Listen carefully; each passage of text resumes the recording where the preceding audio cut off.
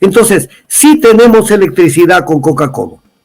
Y en buena hora que se desarrolló ese proyecto, pero mal armado desde el comienzo.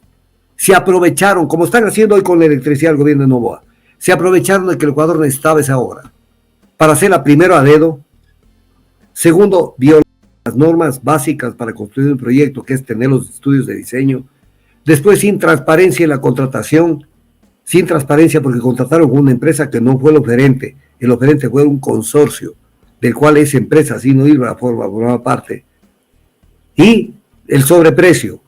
Ese proyecto creció hasta terminar siendo 2.700 millones de dólares. Más después las irregularidades de la contratación de la línea de Harbin para la línea de transmisión. En 500 millones de dólares, una línea que la pudo haber hecho las empresas constructoras civiles del Ecuador. O sea, la fiesta en el Ecuador ha habido en todos los gobiernos y hoy no puede paralizarse porque estamos en el filo de la navaja. En abril debe haberse hecho el último mantenimiento a Coca-Cola. No lo pueden hacer porque nos quedamos sin luz. Porque Coca-Cola tiene un porcentaje altísimo de aporte de energía eléctrica en el Ecuador. Entonces, este Ecuador está desarmado desde siempre, como decía alguna vez Jaime Roldós refiriéndose al tema amazónico, desde siempre y hasta siempre. Porque siempre tenemos gobiernos truchas que no se preocupan de hacer las cosas bien hechas. Por eso el mismo Calahorrano en 2013, que ahora ya ha cambiado, antes se cuidaba de que no lo metan en el baile, porque decía, me pueden ir comiendo. Calahorrano dijo, ya aparecieron fugas en las pruebas mecánicas de resistencia y materiales hechas en China. Para 2014 llegaron los equipos a Ecuador con fisuras, dijo Miguel Calahorrano, el ministro de Electricidad, que fue poco tiempo atrás ministro de Correa. Y luego dijo Calahorrano, a mí me llama la atención de esta manera tan ligera de resolver un problema de unas fisuras de extrema gravedad. No son microfisuras, no son pavadas como meten en las redes sociales. Dijo Calahorrano que se sentía escandalizado que en el gobierno del que fue funcionario se haya dado la orden de embebido en el hormigón, porque las fisuras les comenzaron a meter hormigón y con hormigón no se tapa temas que están en el acero. En la inspección que hizo Consulting Inspection Service, dice, se identificó que las fisuras en esta estructura se originaron en parte porque estos distribuidores no fueron construidos con materiales bajo certificaciones ASME. Confirma lo que se dijo y lo que dijo el mismo Miguel Calahorrano, que después se hace el pendejo cuando él sabe bien lo que pasó. A ver, hay que diferenciar, amigos. Si tú, ecuatoriano, das ese salto cualitativo en diferenciar que sí necesitas, por ejemplo, sí necesitamos una nueva refinería, por poner un ejemplo, sí necesitamos repotenciar las refinerías existentes porque están produciendo mucho combustible pesado y perjudicando a la economía del país. Sí necesitamos hacer hidroelectricidad, sí necesitamos hacer un montón de cosas a nivel nacional. Entonces la gente se queda en ese puntito y dice, sí necesitamos, y sí se hizo esto, pero díganlo cómo lo hicieron. O sea, sí, tenemos el proyecto. Primero, ¿es un proyecto sólido o es un proyecto medio patojo? Sí, está generando, pero un rato de esos, como la rodilla está mala, de pronto hay que recurrir a una intervención y quién sabe andar con muletos el resto de la vida. Entonces, los proyectos funcionan, fueron bien concebidos. Entonces hoy voy a hablar de Coca-Cola, porque ya me cansé de ver en las redes sociales que tanto joden con el tema de Coca-Cola. Entonces les voy a decir, y no les voy a decir todo, porque no hay tiempo en estos programas para hablar, esto me llevaría unas 3 o 4 horas, pero voy a hacer una especie de síntesis de lo que pasa. Entonces, mi querido amigo, aquí le va un tema como para que usted me ayude con solo el tema de Coca-Cola, actualizarlo y que la gente lo tenga claro. Que yo no discuto que es un proyecto que debía desarrollarse, pero de otra manera. De otra manera se desarrolló y por eso tenemos lo que tenemos. Primero, existía la ley del FEISEG. ¿Qué consistía la ley del FEISEG? Que esto fue dictado el 27 de octubre del 2006, antes que llegue Correa. ¿Y qué buscaba esta ley? Que no nos comamos como país el dinero del campo, de los campos de la Oxy, que son el bloque 15 y los campos Edén, Yuturi y Limoncocha. Eso eran 100.000 barriles diarios de petróleo.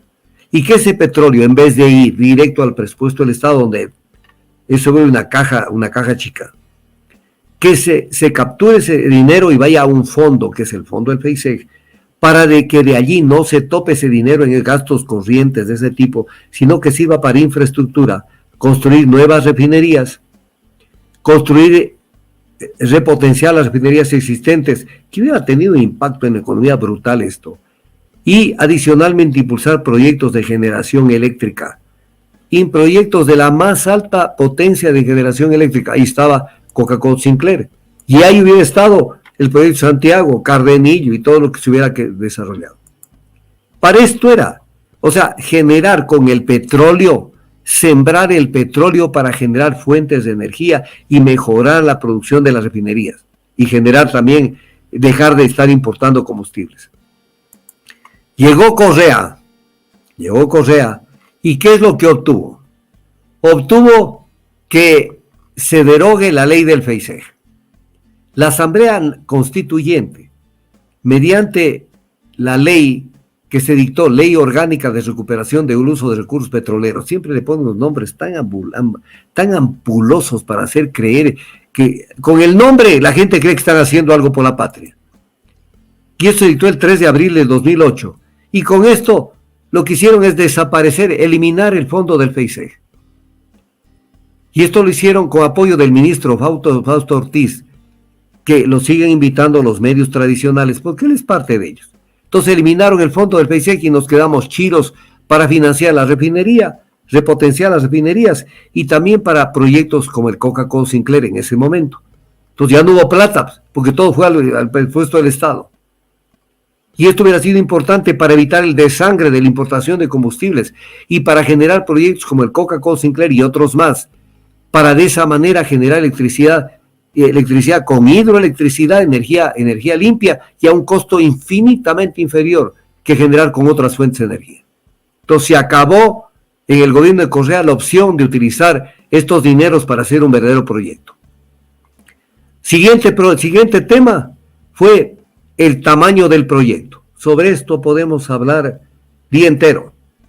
Según INESEL y según la información que se tenía en esa fecha, porque usted no puede generar más energía que aquella que le dé el caudal de agua. A mí, ¿qué hago yo metiendo más turbinas si no tengo más agua? Entonces, se construyó un proyecto con 1.500, con una potencia de 1.500 megavatios potencia instalada, pero nunca ha llegado a generar de manera estable eso. Coca-Cola Sinclair más o menos está funcionando al 75% de su capacidad. Y en su momento la Comisión Federal de Electricidad señaló que la capacidad de generación del Coca-Cola Sinclair era de máximo 1.200 megavatios. Pero no es lo mismo construir en 1.500 megavatios que uno de 1.200 y uno de 1.000, porque el monto del proyecto baja y la coima baja también. Entonces había que hacer un proyecto que cueste más. Luego, costo del proyecto. La consulta, yo cito fuente, yo no me lavo la boca diciendo pavadas. La consultora italiana Electroconsul determinó que el costo del proyecto sería de $1.503 millones. Incluso el ministro Alexei Mosquera, que estuvo preso por corrupción en el gobierno de Correa, fue ministro de Correa, en marzo del 2007 dijo que había que aumentar la generación a 1.500 megavatios y que el costo era de 1.200 millones. 1.200, Electroconsul 1.500. ¿Cuánto costó el proyecto? 12.000. ¿Cuánto costó el proyecto? 3.000, terminó costando $3.700 millones. 2.700 millones de dólares. Eso costó. Entonces, ¿alguien me podría decir qué pasó con esto, que las cosas subieron de esa manera? ¿Qué pasó? Pregúntate, ecuatoriano. Pregúntate qué pasó. Dejemos de ser tan pendejos. Por eso que quieren venir por el vuelto. Luego, miren los meses. Yo por eso siempre digo, cuando yo hablo, me encantaría que tengan papel y lápiz. El 9 de febrero, el 13 de febrero del 2009, 13 de febrero, la ministra Mariel Sabiteri, ministra de Finanzas, suscribe con el Exim Bank de China un memorando de entendimiento para que comprometa el financiamiento del proyecto Coca-Cola Sinclair. 13 de febrero. Pero el 9 de febrero, 4 días antes, el ministro Alexei Mosquera ya suscribió un memorándum con Sino Hydro Corporation comprometiéndose a unar esfuerzos para impulsar y construir proyectos hidroeléctricos. Pero miren ustedes las dos fechas, 9 de febrero 2000 y 13 de febrero del 2009. Pero ¿qué es lo que sucede? La recepción de las ofertas para el Coca-Cola se recibieron el 3 de marzo. Y ya ni siquiera habían analizado las propuestas. Y ya el ministro de Electricidad había suscrito el memorándum de entendimiento con Sino Hydro Corporation. Y Sino Hydro Corporation no era la empresa que presentó, no era quien presentó la oferta, sino un consorcio, el consorcio Sino Hydro Andes JB, donde Sino Hydro era una integrante, aparte de constructora de los Andes Coandes y Yellow River Engineering Consulting y Geodata. Entonces, ¿quién hace la propuesta de construcción? Es un ente jurídico diferente a las partes que lo conforman. Y después los chinos fueron tan hijos de su madre que dijeron, no, firme directamente conmigo. Pero el que participó en el concurso fue un consorcio, no fue Sino Hydro. Sino Hydro era parte de un consorcio. Gran irregularidad brutal que se cometió. ¿Por qué no se hizo nada? Porque el contralor era Polit. Pues. Entonces no se hizo nada con esto. Y luego se incumplió todo esto. Y el ministro de sectores estratégicos, cuando le preguntaban ¿y por qué se cambió esto? Porque ya voy a hablar de algo. El ministro Galo Borja, ministro de sectores estratégicos, declaró, nosotros tenemos la capacidad de modificar las bases para hacer lo que más convenga para el país. Jamás puedes modificar las bases en medio de un proceso. En medio de un proceso no puedes modificar las bases, porque entonces tienes que anular el proceso y volver de cero. Pero estábamos en el gobierno de la prepotencia, entonces hacían lo que les daba la gana. Hacían lo que les daba la gana. Y al otro consorcio que estaba compitiendo, que era el consorcio también chino, el consorcio Sino-Ecuador-Geshowa, con presiones de la embajada china, los obligaron a retirarse, para que quede una sola oferta, para que ganen imponiendo el precio de lo que les dé la gana a los chinos de Sino Hydro. Entonces, todos son irregularidades. Y cuando fueron directo al tema, cuando le preguntaban sobre los temas de la necesidad de estudios, y también de cómo manejaron las bases, el 3 de abril en el diario El Universo declaró, Luciano Cepeda, gerente técnico de la SELEC, nos hemos comido 2 años de concursos. Claro, se comieron 2 años de concursos, pero perjudicando al Estado, porque contrataron sin estudios la vaina. Entonces, el 5 de octubre del 2009 se suscribe el contrato con Sino Hydro con un costo de referencia de 2.000 millones. Ya los dije, terminó costando 2.700 millones. Y el ministro de Sectores Estratégicos, Galo Borja, nuevamente, que fue la voz cantante en este proyecto, explicó que se firmó el contrato para construir la obra antes de definir las condiciones del crédito, porque esta era una exigencia del banco chino antes de negociar el crédito. O sea, aquí mandaban los bancos chinos en el gobierno de Correa, dejen de joder. Luego la adjudicación de la construcción del proyecto, como yo decía en esos años, eso es la construcción de una casa sin planos. Al ministro, y con esto le tapé la boca a Miguel Calorrano cuando salió, porque él tuvo 2 etapas. Una cuando estuvo en el gobierno de Correa, después, cuando salió, criticó estas cosas. Y cuando vio que podía ganar Luisa González en las elecciones del 2023, salió nuevamente a apoyar todo, pero yo les recuerdo todo lo que dijo. Ahí está la diferencia, y por eso le callé la boca. Le preguntaron en el diario Hoy al ministro de Electricidad el 22 de marzo del 2010 lo siguiente, al ministro, recuerden, es uno de los miembros del Buró Nacional de Revolución Ciudadana actualmente, y por eso es que metieron la mano en el informe de la Comisión de Fiscalización sobre el tema eléctrico, en donde le metieron con la venia de Pamela Aguirre, de que recomendaban ya que se reciba la obra de Sino Hydro, cuando están podridos con el tema del contrato, de la ejecución del contrato. ¿Qué le preguntaron al ministro Calorrano en marzo del 2010? Es decir, dice, diseño y estudios de ingeniería están listos, le preguntó. Y la respuesta del ministro, porque él era ministro en ese momento, dijo no. ¿Qué es lo que le falta?, le pregunta el periodista. Tenemos una prefectibilidad muy avanzada, contesta, en comparación con lo que quedó hecho con Inesel en 1922. Pero no quiere decir que no era prefactibilidad. Claro, él podría decir la prefactibilidad del Inesel de 1922 es una prefactibilidad inicial, pero ya mejoraron, digamos, la prefactibilidad, el estudio de prefactibilidad. pero tampoco es que tenían una buena prefactibilidad, tampoco es que teniendo la prefactibilidad podían avanzar a la construcción del proyecto. No podían avanzar. No podían avanzar porque tenían que tener los estudios de diseño sobre el tema. ¿A qué están acostumbrados muchos ingenieros del siglo pasado? Le preguntan. Estudios, escúcheme esto, Jairo, por Dios, ecuatorianos. Estudios de prefactibilidad, contesta el ministro Calorrano. De prefactibilidad, tiempo muerto. Estudios de factibilidad, tiempo muerto. Diseño definitivo, tiempo muerto. Y recién ahí empieza la construcción cuando se tiene todo.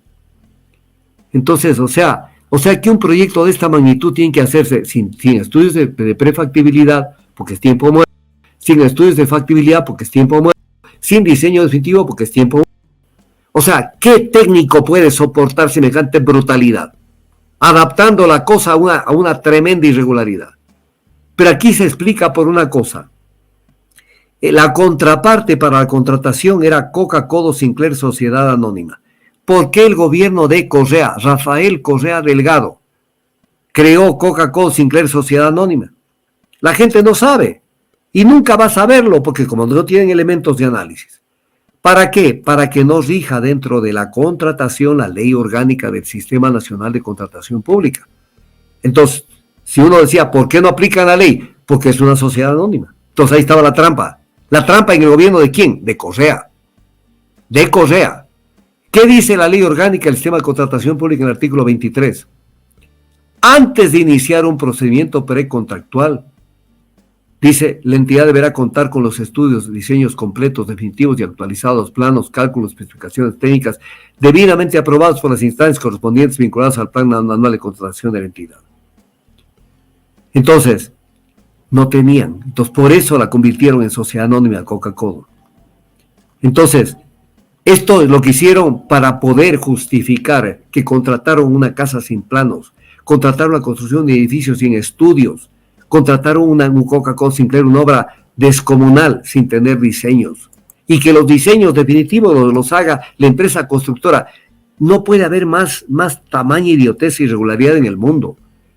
Que los estudios lo haga la empresa, entonces hizo lo que le dio la gana. Por eso es que construyeron como les dio la gana. Por eso es que hay muchas cosas que les voy a comentar sobre el tema del embalse, hágame acuerdo, el embalse. El cierre del financiamiento debió ocurrir en 180 días siguientes a la suscripción del contrato, que esto fue el 5 de octubre del 2009 que se suscribió. Pero mucho más allá de los 180 días, el 2 de junio, se suscribe el contrato de crédito. Pero el contrato de crédito se suscribe ¿cuándo? Cuando le cambian a Coca-Cola Sinclair de ser sociedad anónima a ser Coca-Cola Sinclair EP, que es hasta ahora, el día de hoy, Coca-Cola Sinclair empresa pública. O sea, escuchen bien esto para que entiendan. O sea, le cubrieron de la figura de sociedad anónima para permitir la discrecional en la contratación. Para permitir todas las barbaridades que hicieron y eludir la ley de contratación pública. Pero cuando fue de firmar y el contrato de crédito, que es el que le daba el visto bueno para iniciar el tema, entonces el gobierno chino dijo, pero yo no puedo suscribir con una empresa sociedad anónima, yo tengo que escribir con una empresa del Estado, pero totalmente sea una empresa pública, y se impuso de que le cambien sociedad anónima a empresa pública. Entonces, no fue empresa pública para todo el proceso de contratación, y le convirtieron ya en empresa pública para firmar el contrato de crédito. Tramposos, así manejaban el Estado, y es lo que la gente no lo entiende.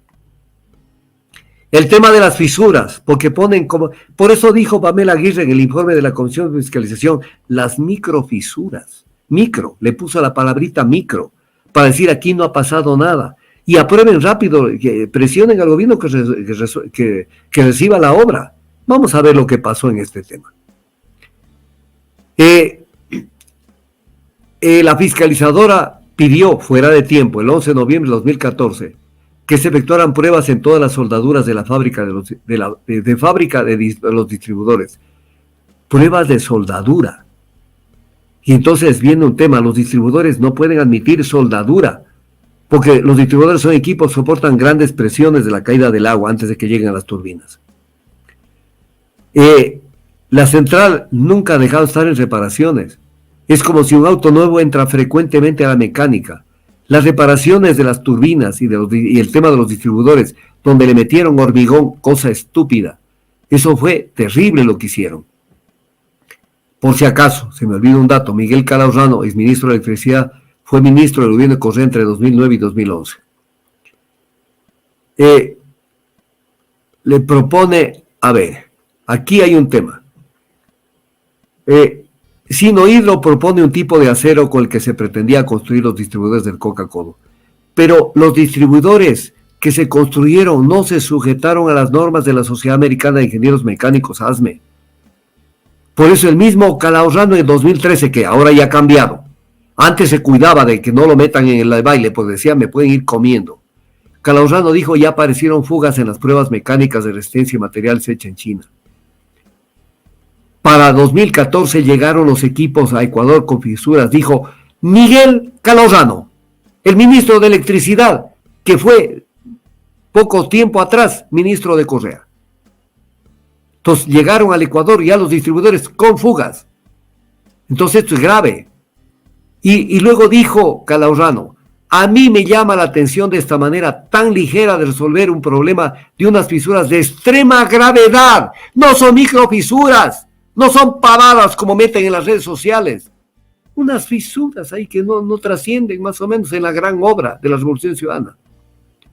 Dice, resolver un problema de unas fisuras de extrema gravedad, de haberlas propiciado su transporte, haberlas recibido aquí en el país. Dijo Calaurrano que se sentía escandalizado que en el gobierno del que fue funcionario se haya dado la orden de embebido en el hormigón, porque las fisuras les comenzaron a meter hormigón, y con hormigón no se tapa temas que están en el acero. Pero estamos en el Ecuador. Entonces, Sinohydro no construyó los distribuidores, tema clave de una central. No construyó bajo normas ASME. Parámetros de calidad que eran importantes, un código internacional de parámetros técnicos para la construcción de recipientes sometidos a grandes presiones. Las fallas se detectaron en el 2014 y fueron confirmadas por la empresa. Escuchen bien esto no habla Augusto Tandazo en el aire. Consulting Inspection Service, ya en el 2014, hizo un informe que lo emite el 8 de abril de 2015, antes de la entrada en operación de la hidroeléctrica, antes, no después, ni durante. En la inspección que hizo Consulting Inspection Service, dice, se identificó que las fisuras en esta estructura se originaron en parte porque estos distribuidores no fueron construidos con materiales bajo certificaciones ASME. Confirma lo que se dijo y lo que dijo el mismo Miguel Calaurrano, que después se hace el pendejo cuando él sabe bien lo que pasó. Y tenían fisuras de fábrica, dice. Y dice, esta situación se cubrió de concreto los distribuidores y se aceptó escuchen esto, y se aceptó la recepción provisional de la central en el 2016. Esa fue la recomendación de ellos. O sea, tienen esto que es un gran error. Un error brutal que nos está dando dolores de cabeza y que pueden terminar destrozando al proyecto. Y aceptaron esto, porque vienen las presiones. Y luego Sinohydro contrata en el 2018. Miguel Calaurrano también decía que es un milagro cómo reproduce energía esa central, por las fisuras que son de extrema gravedad. Ya, mire usted eso. Y Miguel Calaurrano es actual miembro del Buró Nacional de Alianza País, me parece que secretario, pero es miembro del Buró Nacional de la Revolución Ciudadana. Pero los de la Revolución Ciudadana son tan pendejos, pero tan pendejos, que andan defendiendo pavadas. Y veo nombres de gente que me merece todo el respeto, que defienden esas pavadas que ni siquiera se asesoran bien y se prestan a esta estupidez de decir cosas. Luego, en el 2018, ya estando Moreno, contratan a la alemana TÜV para que establezca la raíz del problema. Y entonces, ¿quién contrata? Sinohydro contrata a esta firma alemana. O sea, si yo contrato una firma alemana que me diga cuál es la raíz del problema, me va a ayudar, pues. O sea, no, es un juez, no puede ser juez y parte. Pues. Y se han resuelto de manera parcial, las fisuras siguen apareciendo por todo lado. Hay más información, con esto me lo voy a saltar. Los servicios de fiscalización estuvieron a cargo de la Asociación Comisión de Federal de Electricidad, PIPSA, CBA e ICA, Consultora Vera y Asociados. Ahí está la empresa del ministro Vera. Ellos fueron fiscalizadores fiscalizadores ciegos, sordos y mudos que no vieron lo que pasaba en Coca-Cola, y entre ellos estaba el ministro Vera, que fue ministro del gobierno anterior. Ahí está, en el tema. Byron Orozco, su gerente de la unidad de negocios de Coca-Cola Sinclair, que es parte de CELE, dijo: la fiscalización aprobó y recibió los distribuidores con fisuras de fábrica. Con fisuras de fábrica. O sea, la fiscalización aceptó con fisuras de fábrica. Permitió, dice Orozco, la fiscalización, permitió el recubrimiento de sus equipos con toneladas de hormigón, pese a las fallas que presentaban. Y luego recomendó al consorcio que se reparen esas fallas con suelda. No se puede soldar el acero. Eso le faltó decir a Orozco. Se suelda otro tipo de metales, pero no el acero. Aquí viene un tema clave. La CELEC aceptó la recepción provisional de la universidad el 19 de agosto del 2016. Y porque el informe de la fiscalizadora establecía que se cumplían los términos de contratación. Todo amañado. Se inaugura la central el 18 de noviembre del 2016. Y eso cuenta con la participación la participación de Rafael Correa y del presidente chino Jinping. Y miren lo que afirmaron en ese acto del 18 de noviembre del 2016. Eso consta. Constataron el perfecto funcionamiento de los equipos y las turbinas de generación de energía, y que todos los niveles de la infraestructura construida están en perfectas condiciones.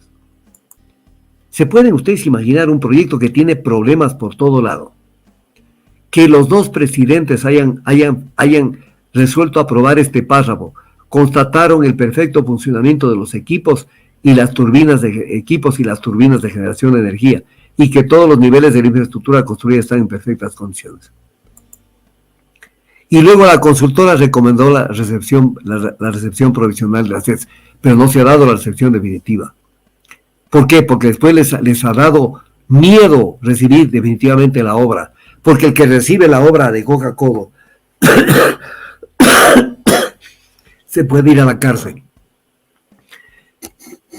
Aquí dice temas que son muy importantes. Patricio Miño, funcionario de la Fiscalización y Coordinación del Área Procura de la Comisión de Fiscalización de la Asamblea, señaló que dijo: si hubo defectos en la fabricación, o sea, de los distribuidores se refiere, si hubiera detectado, si las autoridades enviaban a la fiscalizadora a la fábrica, tenían que preocuparse de ver con qué acero se estaba construyendo los distribuidores.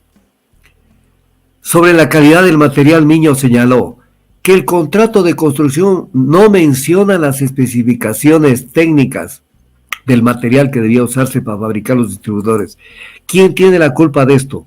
Los que firmaron el contrato, que vieron que era un contrato, póngame los distribuidores, y no se les ocurrió decir cómo se hace un contrato hidrocarburífero. Esto, por ejemplo, se contrata una torre de perforación y la torre reunirá condiciones técnicas API. En el caso acá, normas ASME. Y no lo pusieron. O sea, dejando abierto el tema. Y las fisuras ya llegan a 30,000, me parece, y el tema está allí. Entonces, es un tema sumamente grave. El tema de Coca-Cola Sinclair, y créame, Jairo, que yo voy ahorrando tiempo para no decir todo lo que tengo que decir. Entonces, cuando uno dice todo esto, pero aparte de eso, viene un tema que es importante para cerrar el tema. Por Dios, la chambonada, creo que es la chambonada más grande. Ya tuvieron lo que pasó con Paute. Paute comenzó a tener problemas porque no tenían el embalse. El embalse es una construcción no hidroeléctrica, pero que permite retener las aguas y administrar las aguas en función de las necesidades hidroeléctricas de generación eléctrica. O sea, para regular y administrar las aguas, primero. Segundo, para desde el embalse controlar sedimentos, porque todos los ríos del Ecuador tienen un porcentaje de sedimentación enorme. El lodo baja en cantidades cuando llueve. Y entonces, la más grande central hidroeléctrica del Ecuador no tiene un embalse. O sea, eso es estúpido. Eso es estúpido. Y en los afluentes, en el río Coca, el afluente para el Coca-Cola Sinclair, en el río Coca, hay zonas. Escuchen bien, esto para una próxima entrevista les traigo las fotos. Hay zonas en el río Coca donde tal cantidad de sedimentos tiene que se han formado islas dentro del río. Islas que tienen árboles de entre 4 y 5 metros. Entonces, claro, ¿qué es lo que baja? O sea, prácticamente baja lodo. ¿Y cómo puede soportar una central semejante cantidad de lodo? ¿Y cómo se hace mantenimiento? Es dificultoso hacer mantenimiento y los desalinadores tienen más de un problema porque no pueden trabajar con semejante cantidad de lodo. Entonces, sí tenemos electricidad con Coca-Cola y en buena hora que se desarrolló ese proyecto, pero mal armado desde el comienzo. Se aprovecharon, como están haciendo hoy con la electricidad del gobierno de Noboa, se aprovecharon de que el Ecuador necesitaba esa obra para hacerla primero a dedo, segundo, violar las normas básicas para construir un proyecto, que es tener los estudios de diseño, después sin transparencia en la contratación, sin transparencia porque contrataron con una empresa que no fue el oferente fue un consorcio, del cual esa empresa, sin no iba a formar parte, y el sobreprecio. Ese proyecto creció hasta terminar siendo 2.700 millones de dólares, más después las irregularidades de la contratación de la línea de Harbin para la línea de transmisión, en 500 millones de dólares, una línea que la pudo haber hecho las empresas constructoras civiles del Ecuador. O sea, la fiesta en el Ecuador ha habido en todos los gobiernos y generalmente aprovechándose de las circunstancias. Y después dice, pero sí tenemos tal cosa, pero ¿y la coima? Fue grande, chiquita, enorme. ¿Y las coimas? ¿Y los perjuicios? Y entonces, ¿quién responde por esto? El Vía Crucis el Vía Cruz de Coca-Cola Sinclair, una empresa, una central que está permanentemente con problemas. ¿Cuántas veces ha tenido que paralizarse Coca-Cola? Y hoy no puede paralizarse porque estamos en el filo de la navaja. En abril debe haberse hecho el último mantenimiento a Coca-Cola. No lo pueden hacer porque nos quedamos sin luz. Porque Coca-Cola tiene un porcentaje altísimo de aporte de energía eléctrica en el Ecuador. Entonces, este Ecuador está desarmado desde siempre, como decía alguna vez Jaime Roldós refiriéndose al tema amazónico, desde siempre y hasta siempre. Porque siempre tenemos gobiernos truchas que no se preocupan de hacer las cosas bien hechas, sino que privilegian la zapada, el business, las cosas rápidas y llenar todo con prensa, con medios de comunicación. Pues tenían las sabatinas para embrutecer a la gente, y con eso le convertían lo blanco en negro, lo cuadrado en redondo y lo que sea. Hola amigos, soy Mario Robles, jinete amazona de Creadora de la Leyenda, y quiero invitarles a un día inolvidable lleno de cultura, pasión ecuestre y arte en movimiento. Este 26 de octubre tendrás la oportunidad de disfrutar un evento único, donde la elegancia de nuestros caballos y la destreza de nuestros jinetes se unen en un espectáculo sin igual. Tendremos artistas excepcionales que harán de esta experiencia algo verdaderamente especial. Están cordialmente invitados, entradas ya a la venta en Ticket Show.